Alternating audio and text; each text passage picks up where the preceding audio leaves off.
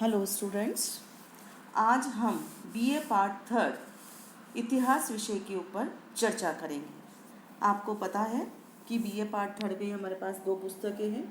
पहली पुस्तक आधुनिक भारत है और दूसरी है समसामयिक भारत। आधुनिक भारत पर हमने पानीपत के तृतीय युद्ध और आंग्ल मराठा युद्ध के बारे में चर्चा की थी। आपने उसके वीडियोस देखे होंगे और मुझे आशा है कि आपको ये समझ में आया होगा। आज हम समसामयिक भारत के ऊपर चर्चा करेंगे, इस किताब को देखेंगे। हमारा इसका पहला अध्याय है स्वतंत्रता आंदोलन की विरासत। हमारा भारत देश कब स्वतंत्र हुआ था? 1947 में। तो 1947 में भारत देश की स्वतंत्रता एक महत्वपूर्ण घटना थी और इस स्वतंत्रता आंदोलन के दौरान जो राजनीतिक, आर्थिक, सामाजिक, सांस्कृतिक मूल्य विकसित हुए वे भारत के भविष्य के निर्धारण का आधार बने। हमारा ये स्वतंत्रता आंदोलन अचानक या एक दिन का नहीं है, अपितु विभिन्न सोपानों व परिदृश्यों के मध्य होकर गुजरा है। आ रहा है आपको समझ में? विभिन्न सोपानों परिदृश्यों मतलब हमने एक दिन में विजय प्राप्त नहीं करी, अपितु इसके लिए हमें निरंतर संघर्ष करना पड़ा। 1885 से 1905 तक का जो युग है वो उदारवादी युग के नाम से जाना जाता है। उदारवादी युग, अब क्या है ये उदारवादी युग? इस दौरान अनुनय विनय, अनुनय विनय मतलब आपसे अनुनय करी, मतलब प्रार्थना करी, मांग पत्र, प्रतिवेदन एवं संसदीय तरीकों का सहारा लिया गया। अंग्रेजों से इसमें क्या गया? उदारवादियों ने प्रार्थना करी कि भी आप दे दे, हमें हमारा देश दे दे।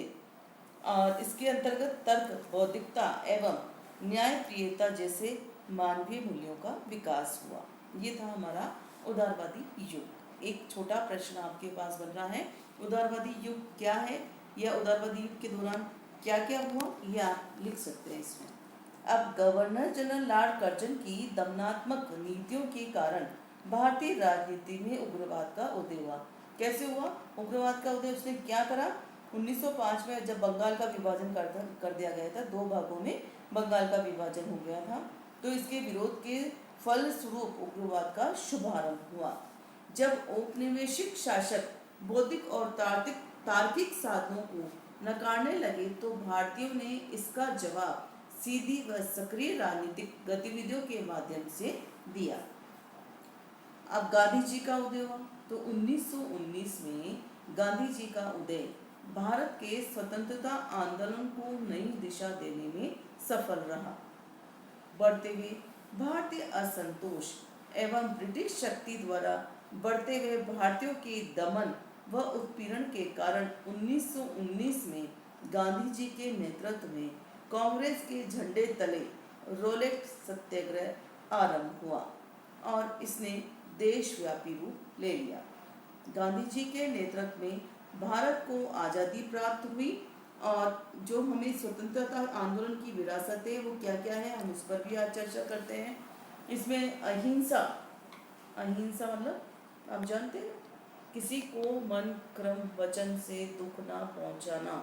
ये हमारे जैन और बौद्ध धर्म में हम बहुत समय से सुनते आ रहे हैं, अहिंसा का हम पालन करें। तो गांधी जी ने भी इस अहिंसा को अपनी रणनीति का अंग बनाया और इस अहिंसा के बल पर हमारे भारत को स्वतंत्रता प्राप्त हुई। इसी की ओर आगे बढ़ते हुए अहिंसा को उन्होंने क्या बनाया? अहिंसा भारतीय संस्कृति का प्रमुख अंग है। जैन व बौद्ध धर्म जैसे सशक्त धार्मिक व सामाजिक आंदोलनों का मुख्य आधार भी अहिंसा ही है। गांधी जी ने अहिंसा के सिद्धांत को आधुनिक रूप में परिभाषित किया है और इसे आजादी का मुख्य अस्त्र बनाया। वे सत्य और अहिंसा को एक दूसरे के पूरक मानते थे। गांधी दर्शन स्वतंत्रता के पश्चात भारत के सामाजिक और सांस्कृतिक मूल्य के रूप में स्थापित हुआ। सत्य गांधी जी की चिंतन का प्रमुख आधार स्तंभ था। उनके अनुसार सत्य और ईश्वर एक दूसरे के पूरक है और एक दूसरे पर निर्भर है। भारत की आज़ादी में गांधी जी एवं अहिंसा ही निर्णायक भूमिका रही। स्वतंत्रता के पश्चात अहिंसा भारत के राजनीतिक मूल्यों का अभिन्न अंग बन गई। इसके अंतर्गत सत्याग्रह को प्रमुखता प्रदान की गई।